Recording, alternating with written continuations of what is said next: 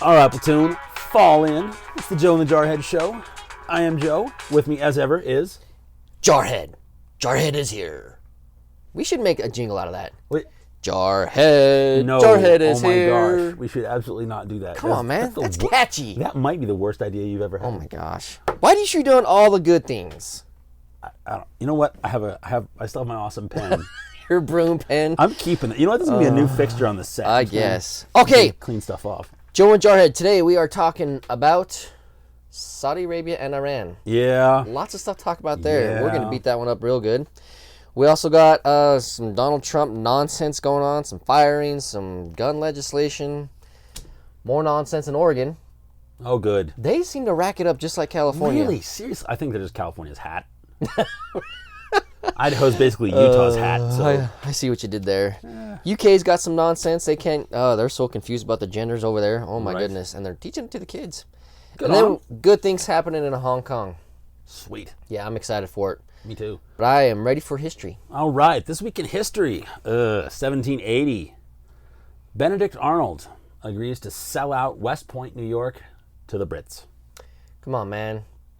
This guy was an American hero. Yeah, he was. A legit American hero. Like, he helped capture Ticonderoga. He was at Saratoga. He was part of the whole Canadian campaign. And he was a legit war hero. Mm-hmm.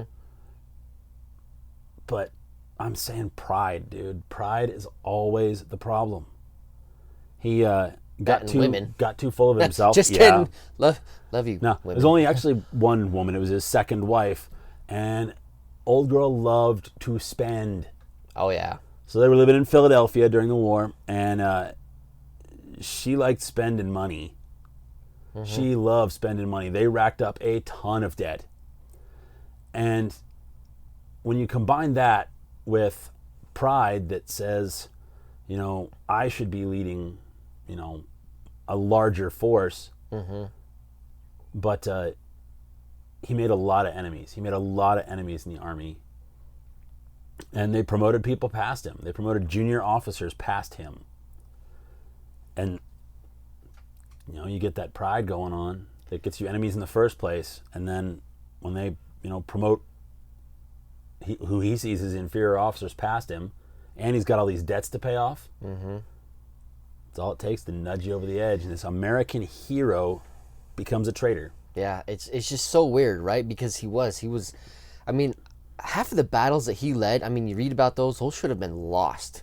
Right, because of him. He turned them. Yeah, he did. And he was out in the front, and there's such great stories. And then to hear that, how he becomes a traitor because of debt and pride and a woman, and it's hard to swallow, you know? It really is.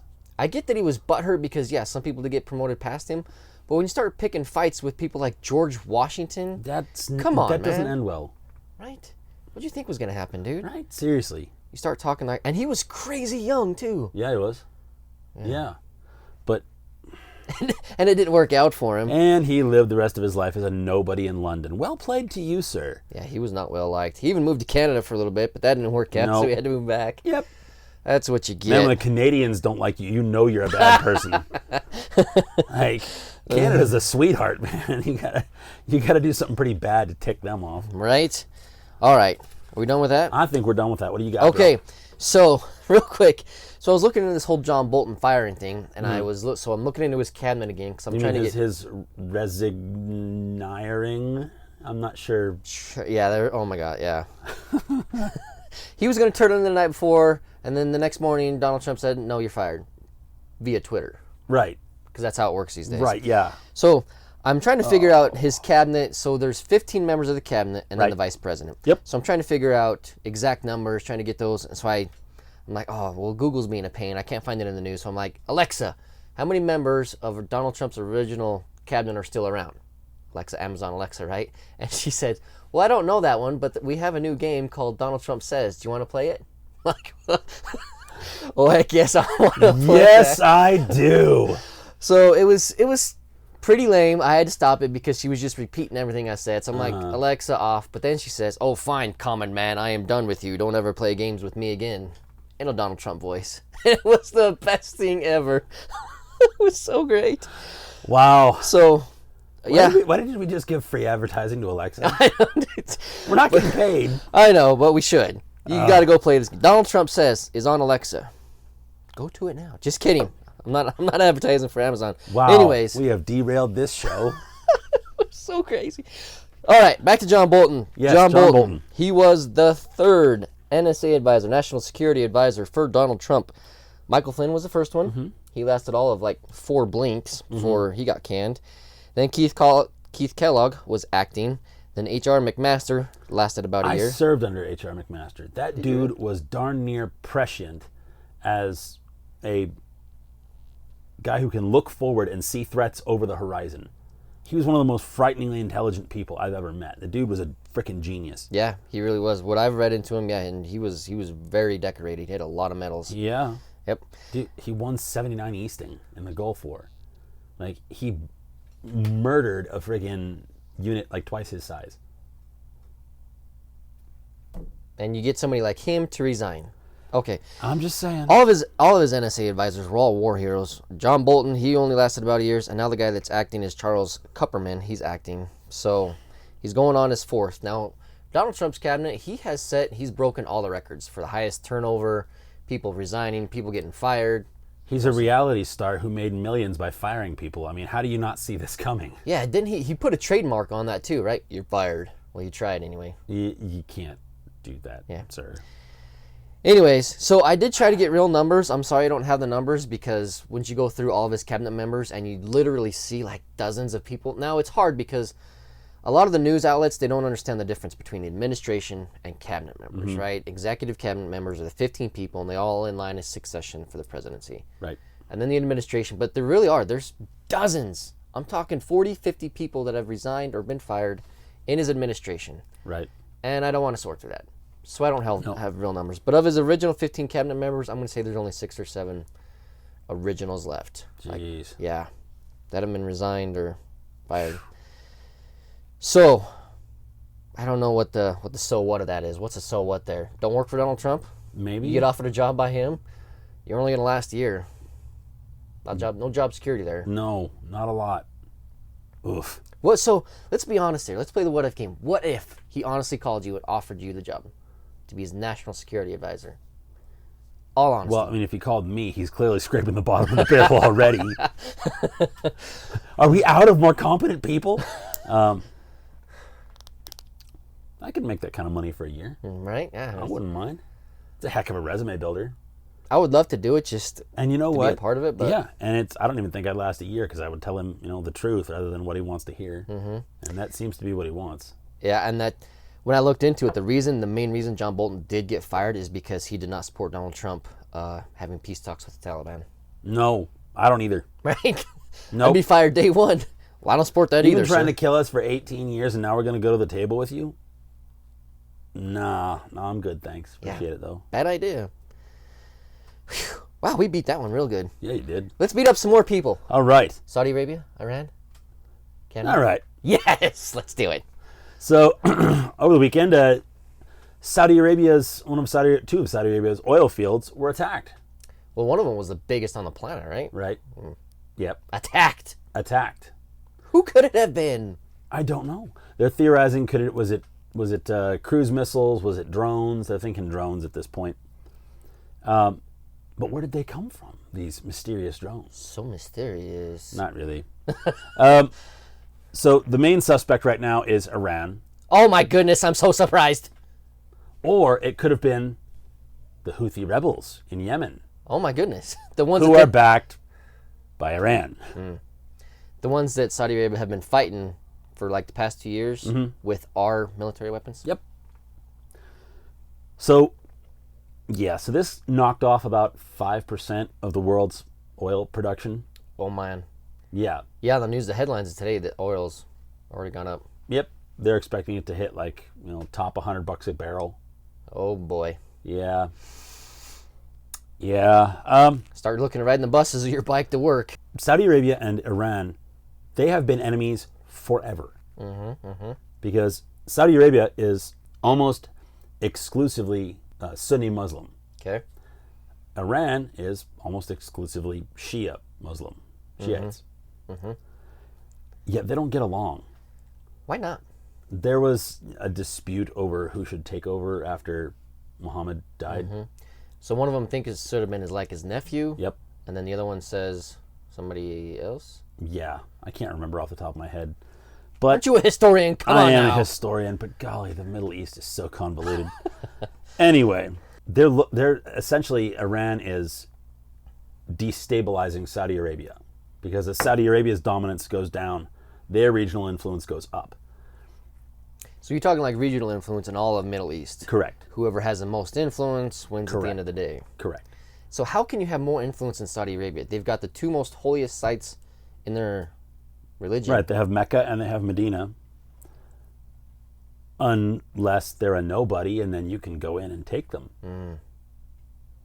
Just saying. Is that going to happen? I don't know. I'm hesitant to guess on what Iran's end game is, because they're just nuts. Not Iran. Come on now. Yeah, they're kind of nuts. Definitely, a play for regional power to become, a bigger regional influencer. It wouldn't surprise me at all if Iran actually did launch these things. They're already threatening to shut down the Strait of Hormuz, where like 20% of the world's oil supply goes through there. And it's something they haven't done before. Right, they're absolutely. They have an entire branch of their military dedicated to insurgency operations. Yeah. So let's talk about Saudi Arabia, because they also support terrorism. I mean, it's not as highlighted as Iran, but right. The majority of the hijackers from 9/11 were Saudi Arabian nationals. Yeah, 17 of 19. And wasn't Osama bin Laden? Saudi. Yeah. So what's wrong with us just backing off and saying, all right, you two go ahead and duke it out. Let's see what happens. Me?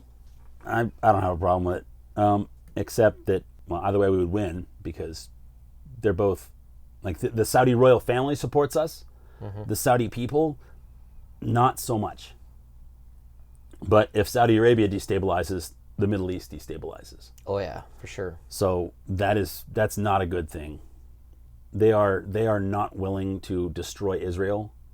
Jordan, I think, is pretty much not willing to destroy Israel, but pretty much everybody else over there is. Yeah. So unapologetically, if the moderate voice goes away, that's it. It's game on. And they are our ally. Israel is our ally. And if they go to war, we go to war. I am all about not having Iran gain any more influence than they already have. In fact, I'd like to see them lose some. I'd like to see them knock down a peg. Yeah, that's quite. It is hard. I'm not an advocate for war by any means, but I would love to see Saudi Arabia give Iran a good throat punch. Right. I mean, the problem is Iran's military is top notch. Well, it's a lot bigger than Saudi Arabia's, but Saudi Arabia's been getting a lot more of our stuff. Right, but so technology does not win wars. You're right. The Taliban have held us in place for 18 years with Kalashnikov rifles and homemade bombs. You don't need M1 Abrams tanks to win a war. It helps. Sure, it helps. If you got a good trained crew, yeah, absolutely. But they don't. Yeah. These guys are figuring out how to drop bombs using parachutes. Right. And the wind. So yep. It is hard, though, because we do sell Saudi Arabia billions of dollars of our equipment, and we see it used for despicable things. Against the Yemenis? Yeah. Yep, not a fan. Okay. All right. Moving on. What's our next depressing topic? Two more quick hitters real quick that I think are important to talk about. Okay. Over the weekend, this was last week, there was a women's soccer game in Providence Park in Portland, Oregon. And during halftime, during this soccer game, they had a military swearing-in ceremony. It's not unusual. People like to do these ceremonies. You bring in all the people who want to join the military. Right. And they do the whole ceremony, swearing in. It's pretty cool. Yeah, I've seen these where you'll get like people from all over the world, not just U.S. territories, but in ours there were a bunch of Filipinos, like actual people from the Philippines, who joined the U.S. military to become citizens. Yep. So these things are really great because it gives the public a chance to be involved and to support them. Right. So when they actually came out and they heard that they were actually enlisted in the military, they did get applause. Good. But then once they get to the part during the ceremony where it says, "I will obey all orders of the Commander-in-Chief of the President of the United States." Right. This is Portland, Oregon. Right. It got booed. And it was loud and it was insane. Great. And to make this worse, this was actually to commemorate 18 years of 9/11. Oh man. So Come I on. get that you guys aren't supporters of Donald Trump. I'm not a huge fan of him either. I Nope. didn't vote for him. Nope. But at the same time, these guys they have to, right? They're military. Right. They are swearing in their right arms at the square. Don't boo them for that. That was No. a choice they consciously made. They are Yes. willing to do that. And you can't And they're say willing to do stuff you're not. exactly. And you can't say, "Well, I still support them. I'm just booing Donald Trump." No, you booed the decision they made to obey his orders. Right? You can still not support Donald Trump and still support your troops.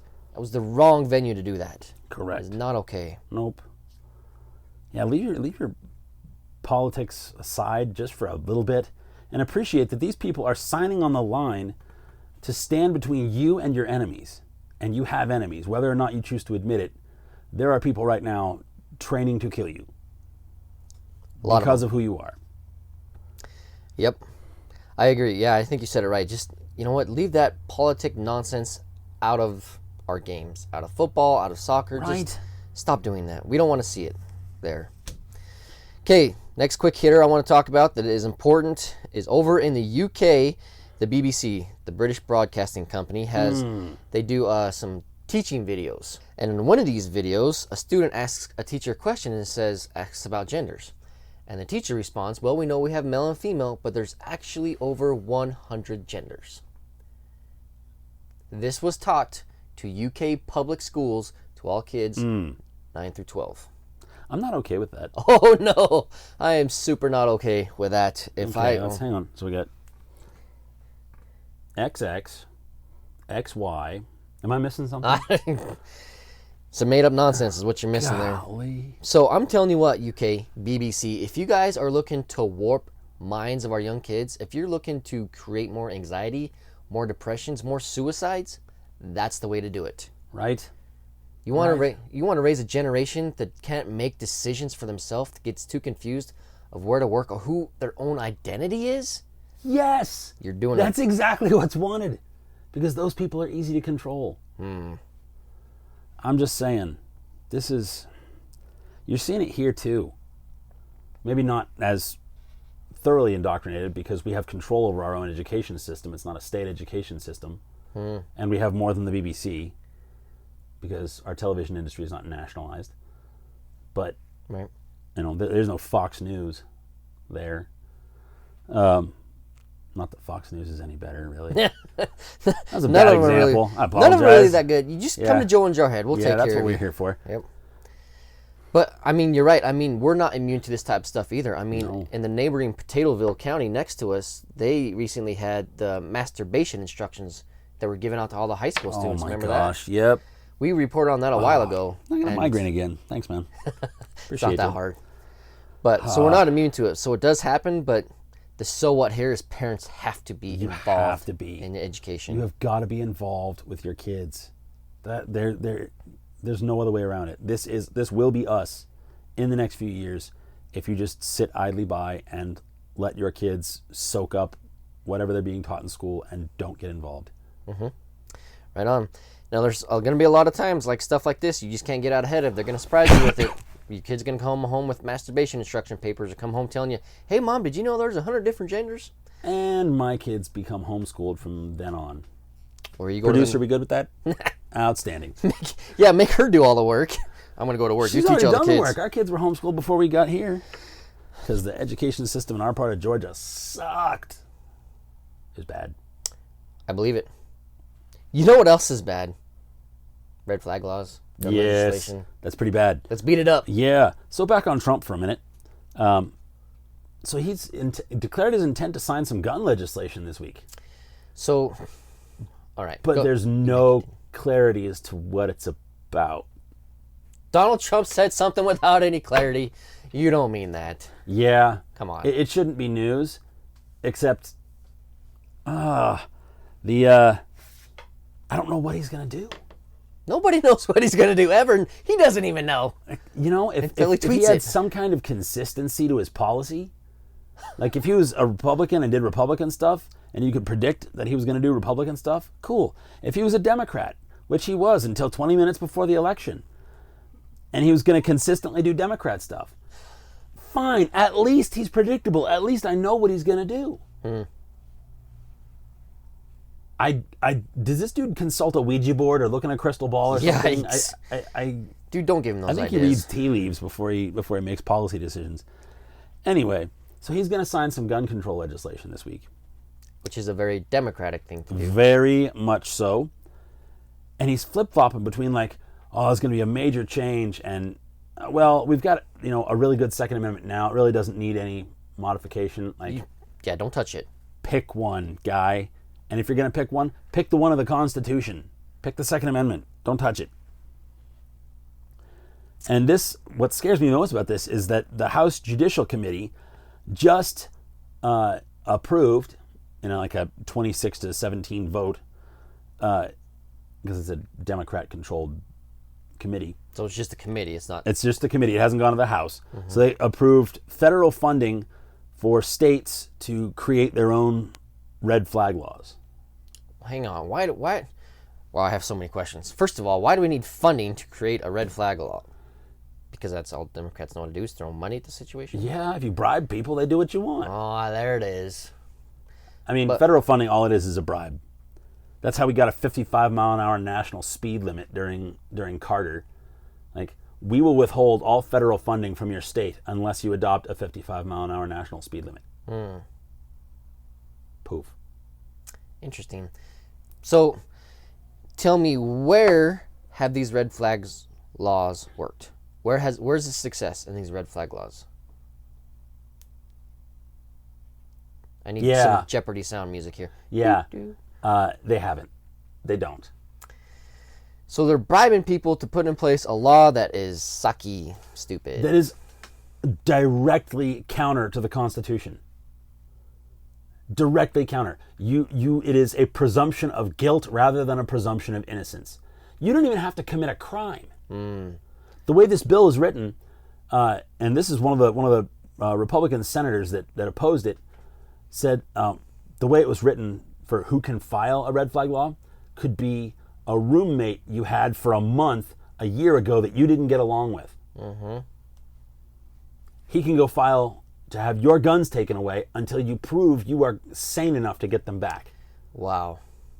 So yeah, you're saying it's the opposite of the way we run. Correct. It directly contravenes the Constitution. That's despicable. That is insane. It is insane. And it'll probably honestly get past the House, because the House is Democrat controlled. That's just how it is. And then it would go to the Senate, where the Senate gets to write their own version, and they kind of battle it back and forth until they get what they can agree on. Which, Senate, please do your job and just say, no, we're not even voting on this. Mitch McConnell talking to you. Yes. Because if it actually gets to the president's desk with any kind of bill, he cares about the deal more than he cares about the Constitution. I think he would honestly sign it. He already signed anti-bump stock legislation. Yeah, he did. You know what a bump stock is? If I'm loosely holding a rifle and I stick my thumb through my belt loop and my finger around the trigger, that's a bump stock. I can make a gun go full auto just like that. Are you going to ban belt loops now, sir? Because I kind of need those. I've gained a lot of weight since I got out of the Army. You're going to have to do suspenders, man. Bring them back. I can rock the suspenders. Right? Oh, we need to do that. That needs to be a thing on the Joe and Jarhead. Suspenders. Let's do it. No. Come on, man. Along with my new jingle. Okay, I'd rather have the suspenders than the jingle. Jarhead. Jarhead is here. I will stab you with my giant blue I'm not right afraid of your broom pen. All right, so. Red flag laws. Yes. I hate this. Yes, me too. So, but my struggle here is that I feel a little bit too nonchalant about the whole idea, because, and it's the wrong idea to have, but I think that's where a majority of America sits, because last year we sold more hunting licenses than the top 7 armies, the number of the top 7 armies in the world. That's how many hunting licenses there are in America. Yep. So I tend to have a nonchalant approach to this, be like, whatever. You're never going to get my guns. You're never going to get the millions of guns that are in America. So it's like, they're not going after millions of guns, though, brother. They're going after 1. For now. 2. Beto O'Rourke, hell yes, we're going to take your ARs. Hell yes, we're going to take your AKs. That's what he said at the last Democratic Right? debate. They're trying to ban essentially scary-looking guns. But the way they craft it is any semi-automatic rifle with a detachable box magazine. Yeah, Any gun that holds more than, 7 rounds. Saw a really interesting article last night on the perceived next step. Okay. And it's, wood furniture, scoped out deer rifle with a, 5 to 10 round internal magazine. Well, if an AR is a weapon of war because it looks like a military rifle without the semi-automatic or without the full auto or burst fire capability, what's your deer rifle? Well, my gosh, that's a sniper system, isn't it? It's designed to kill targets at a mile away, you know? And it just gets nudged. Little bit by little bit at a time. They know they can't get all the guns at once. So just keep nudging you. And when you wake up in the morning and your friggin' deer rifle has to be turned in, you're going to wonder how the heck you got there, because it was no big deal when they came for the ARs. It was no big deal when they came for the AKs. It was no big deal when they came for those Glocks that can frickin' hold 18 jillion bullets. It's a slow erosion effect. That's what kills me about this. What kills me even more is that it's already in place, right? That nudging is... It's already started. Yeah, like, it's why are we across even America. having a debate about ARs and AKs? Does the Constitution spell out you can only have, single-shot muzzle-loading weapons? No. Keep them bare arms. Whatever kind I want. Period. Go away. Interesting. All right, who you got next? All right, Hong Kong. Hong Kong is next. Hong Kong is cool. So- We love those dudes. Yes, we do. So the protests are still happening in Hong Kong. Good. They're still fighting for their freedom. Good. A quick recap, because they put in place a law that says China can ask for anybody to be extradited for any reason. And in a place like China that has pretty much no justice system, that's the last place you want to get. Your justice is whatever the Communist Party decides you get. Exactly. So if you tweet something, you put something on Facebook against China, they're going to extradite you. So no extradition laws to China. Nope. So there is a new bill going through our House right now, Okay. Congress right now. It's called Hong Kong Human Rights and Democracy Act. The big point of this is it's just to defend, it gives us more power to go defend the territory and the freedom. There's not a whole lot of active things that are going to come out of this. Okay. But I think it is a good step in the right direction, because it is telling the Hong Kong protesters that we support them. We got your back. Now it's going to be hard, because our laws in America move a lot slower than the protesters in Hong Kong. Right. But at least we're moving in the right direction, because Carrie Lam, who's the chief executive over there in Hong Kong, which, by the way, she was appointed by Beijing. I had no idea. Well, you don't get free and fair elections in a communist country. I guess. You get who they give you. Yep. But she has come out and said that they're withdrawing the law. She said that like 2 weeks ago. Okay. But nothing's happened so far. Okay. So the protests are still happening. Yeah, that was China throwing the protesters, but all right, you stop protesting, we'll take the law away. Mm-hmm. Still waiting, guys. Yeah, right. Any day now. So this is why the protests are still happening, and this the main reason we love Hong Kong so much right now is because almost every day for the past 2 weeks, tens of thousands of people have been marching to the U.S. consulate on Hong Kong, waving the Star-Spangled Banner, singing our national anthem. That's awesome. It is super, super cool. That is freaking cool. What I love I most... think it helps that a lot of our American flags are made in China. I mean, I'm sure they have access to thousands of those things. Oh, that's great. Oh, that's so true. Anyways, what I love about this is that it still shows that across the globe, America is still a beacon of hope. Absolutely, yes. Even after all the crap Obama and Trump have done to tarnish our reputation, America, that flag is still a symbol of freedom. I love it. Right? So cool. I love it. We love you, Hong Kong. You rock, little dude. We love you guys. And if I didn't have football to take care of, I'd be over there with you guys. You'd buy me a ticket, right? Go hang out with him? Oh, yeah. Yeah? Get you out of here? Heck yeah, I would. Come on, man. You'd miss me and my jingles. You want to hear it one more time? Sure. No. We're getting a sign from the producer. It's time to wrap up. All right, fine. We can wrap it up. All right, have a good one, y'all. Platoon dismissed. Semper Fi. Jarhead. Jarhead is here. I was waiting for him to do it. It's because you do like it, no, right? I don't. I want them to get enough of it that they know they hate it too. And please comment that you don't want this, please. It's a good thing. For my sanity. It's happening. if for That no and other reason. suspenders. You'll see it. I'll go with the suspenders. Yes.